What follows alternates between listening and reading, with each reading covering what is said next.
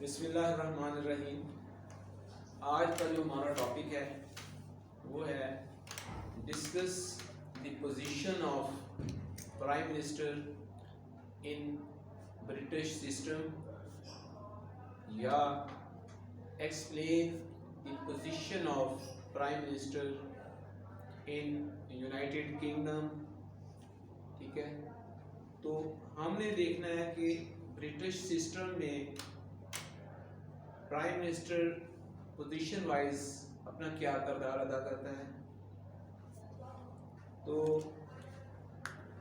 اس کو میں آپ کو انٹرو کروا دیتا ہوں کہ برطانیہ میں جو ہے وہ پارلیمنٹری فارم آف گورنمنٹ ہے۔ The prime minister being the head of the state occupies a very important position.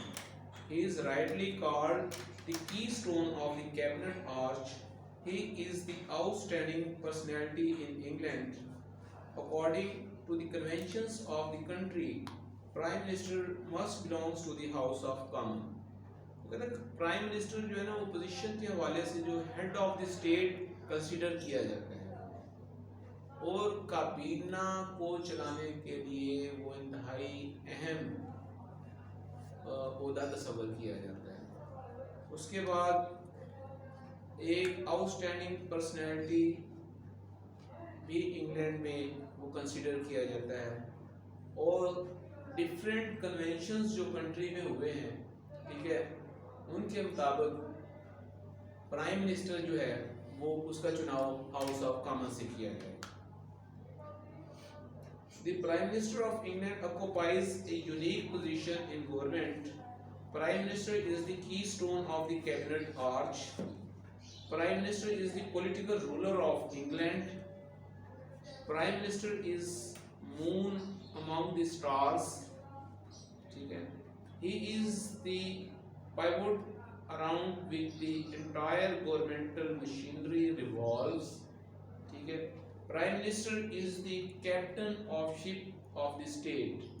کہ جو کسی ریاست کا جو جہاز چل رہا ہے اس کا وہ کیپٹن بھی تصور کیا جا سکتا ہے۔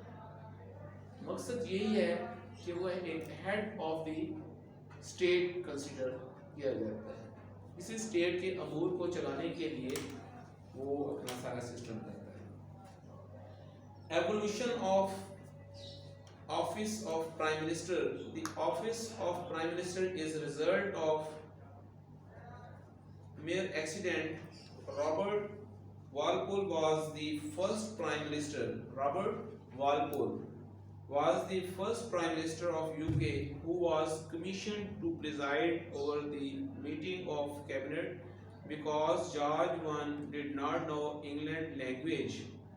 But not until 1878 did the term prime minister makes its appearance in any public document.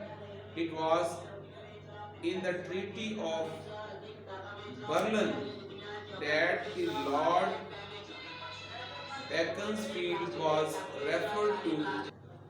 Britain that Lord Beaconsfield was referred to as First Lord of Her Majesty, Treasury Prime Minister of UK. Then the Act of 1906, Act of 1917 and Act of 1937 recognized the office of the Prime Minister. یہ اس نے کہا کہ یہ تین act جو تھے نا اس پہ جا کے ریکگنائز ہوئے، 1906 1917 اور 1937 کے جو ایکٹ ہیں وہاں جا کر اس کو ریکگنیشن ملی ہے پرائم منسٹر کے عہدے کو۔ اس سے پہلے کیا تھا کہ جب جارج ون جو تھا وہ لینگویج نہیں جانتا تھا، تو جو فرسٹ پرائم منسٹر میں نے آپ کو بتایا وہ آ گیا، اس نے میٹنگز وغیرہ کو جو ہے وہ اٹینڈ کیا، تو یہ کنونشنز کے ذریعے جو ہے وہ اس کا آگے جو ہوا۔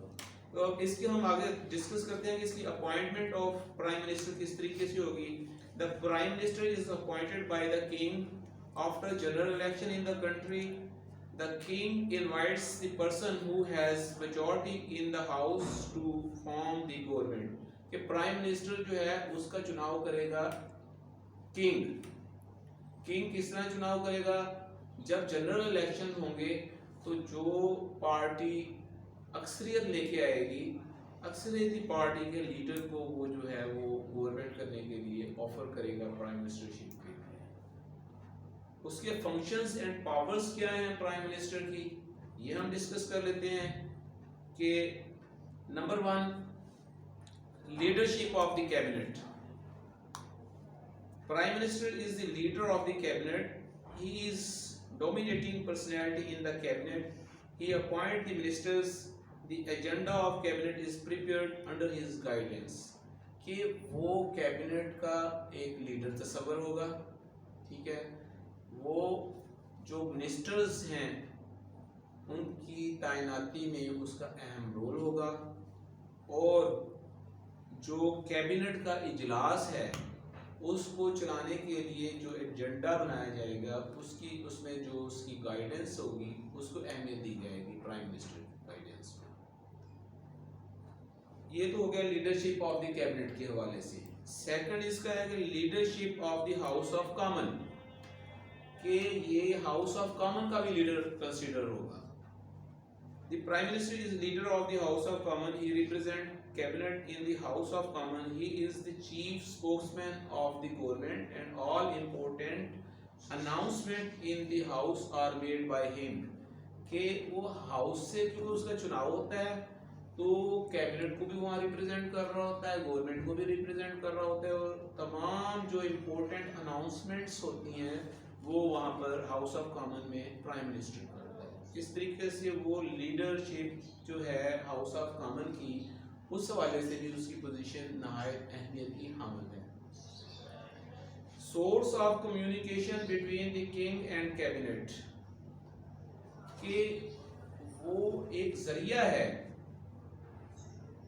کیبنٹ اور کنگ کے درمیان رابطے کا۔ کیبنٹ جو ڈیسیژنز کرتی ہے ان ڈیسیژن کے متعلق کنگ کو جو آگاہی دے گا وہ پرائم منسٹر دے گا۔ The Prime Minister is the source of communication between the King and Cabinet. He plays a vital role between King and Cabinet. Control over foreign affairs. جتنے بھی بیرونی ذرائع ہیں، بیرونی معاملات ہیں، ان پہ کنٹرول جو ہوگا وہ پرائم منسٹر کا ہوگا۔ اس کے بعد اس کی پاورز آف اپائنٹمنٹ ہے کہ وہ کس قسم کی پاورز رکھتا ہے اپوائنٹمنٹ کے حوالے سے۔ Important appointments are made by the Crown on the advice of the Prime Minister.